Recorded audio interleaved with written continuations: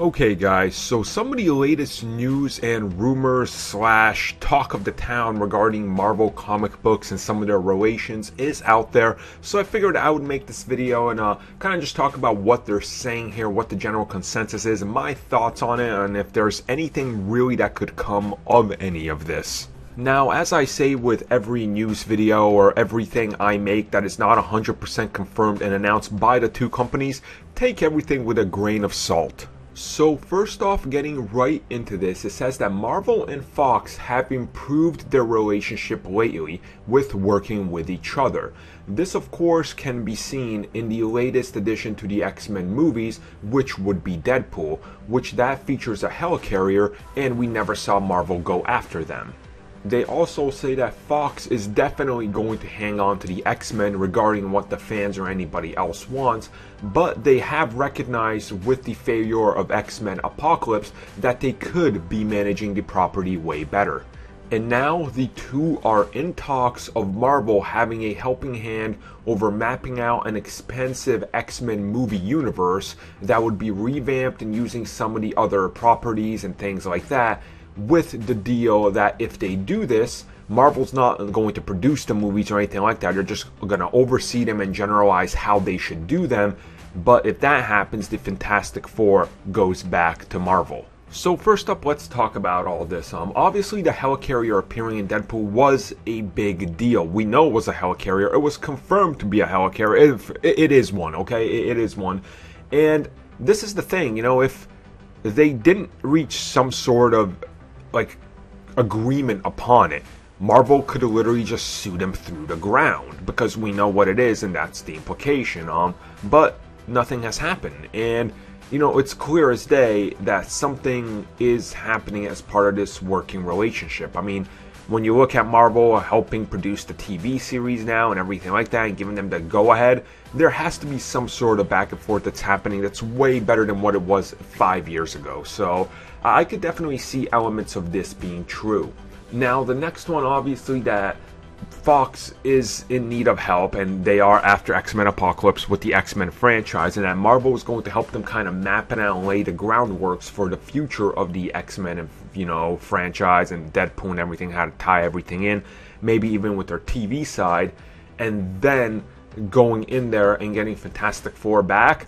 I could see this one happening too. And you know, there's a few reasons why this could be a reality. The Fantastic Four, first and foremost, is a dead, damaged brand. There is no recovery for this brand. You could come out right now with the perfect Fantastic Four movie, and no one's going to go see it. It's as long as it doesn't have the Marvel logo, people aren't going to give it a shot, because we've been wronged 4 times in the last 20 years by Fox being behind this. So it's not going to happen. So they have to be careful with that. And honestly, Fox is better cutting losses and making some sort of agreement with Marvel right now than they would be sitting on the brand for another 6 years till it lapses and goes back to Marvel. I mean, think about what a loss that is.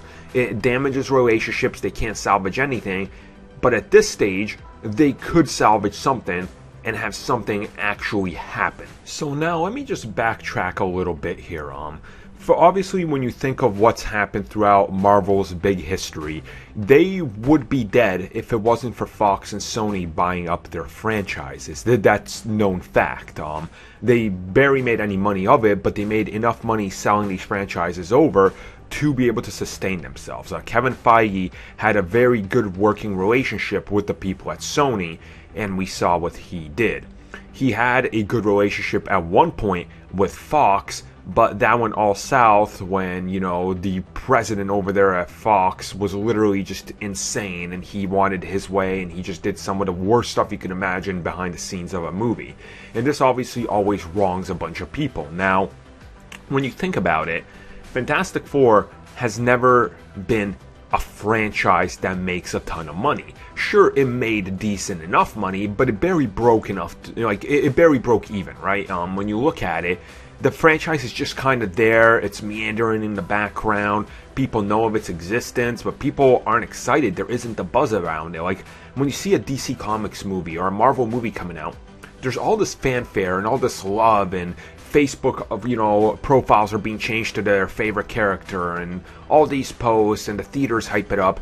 And Fantastic Four, throughout all of its time, it's just kind of sitting there. So why would you want to hang on to this franchise unless you want to build a worse relationship? Now, if Marvel keeps coming back to you, and Disney and Kevin Feige keeps walking into your office saying, listen, it's dead. It's not going anywhere, man. Just give us these characters. Give us Doctor Doom. Give us the Shi'ar Empire. Give us whoever you can that you're not going to use. Give us Doctor Doom for our idea, and we'll sit down with you, man. We'll talk this out. You don't need the best there is for comic book movies. You can make good quality movies with what you have here and still appease the non-comic book fans, the comic book fans, and the mega nerds like the guy making this video. Because that's what it's about. It's about staying true to the characters. And I think Marvel has shown time and time again with 13 movies now that they can deliver what the fans want. They can deliver something that the fans want, that the crowds want, that still feels new, yet is old. And I don't understand why Fox can't seem to do that. I mean, they tried to do that with X-Men. They tried to brighten up their suits and have more fun, and that just came out bad. And maybe that's the fault of the studio and Bryan Singer, because he doesn't understand how to make it that level of fun. There's just something missing there. And also it seems to be that Fox is just kind of hanging on to the lasting, threads of Hugh Jackman and the old cast of X-Men, because the movies that include them seem to be the ones making money. The movies that don't are definitely not making money. And when you look out there in the landscape, well, you go, how come all these movies like Ant-Man is making way more money than a standalone movie for Wolverine? And you have to think of why that is.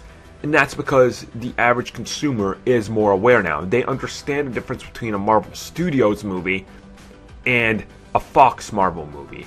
And maybe not everybody, but most of the people that go on Thursday and Friday, which is your big days for opening the movie, they know the difference.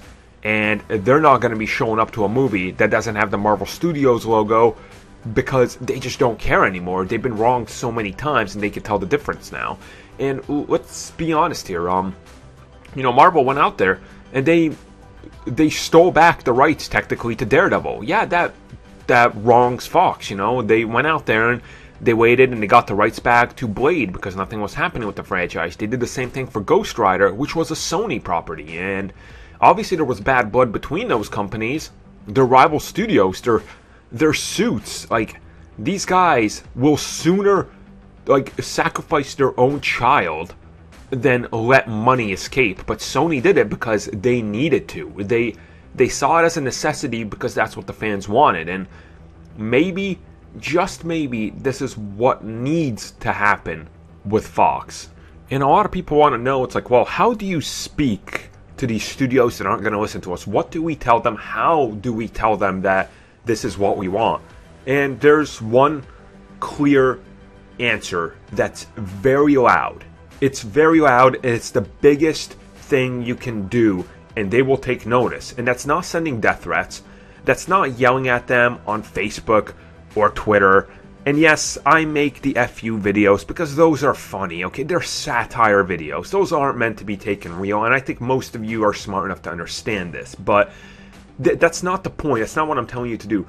The best way to do this is to vote with your wallet. Just go out there, and if a movie comes out that you don't want to see it, you don't want to support it, don't support it. And you know what this worked with? It worked with Spider-Man. And it worked with Deadpool. You know how it worked with Deadpool? Because the X-Men franchise was kind of just sitting there in this hollowness, and people are I don't know if I want to see this. And then the Deadpool footage leaks, and people get excited, and everybody's going, well, why? And then Fox sees the reaction and goes, maybe there's something to this, since the people on the internet that are paying to see the Marvel movies are all saying they're going to go see this. And then it comes out and it's the highest grossing X-Men movie yet, and it's the smallest budget yet. Its budget was cheaper than X-Men 1, with marketing. With marketing, that's right, Deadpool with marketing and all that was still cheaper to produce than just the original X-Men movie without marketing. in the year 2000. So let that kind of sink in on the state of the comic book movie, the state we're in, and the dire need for Marvel and Fox to make some sort of deal, because in another 5 years, the X-Men are going to be in the same predicament as the Fantastic Four. And I don't think anybody wants that.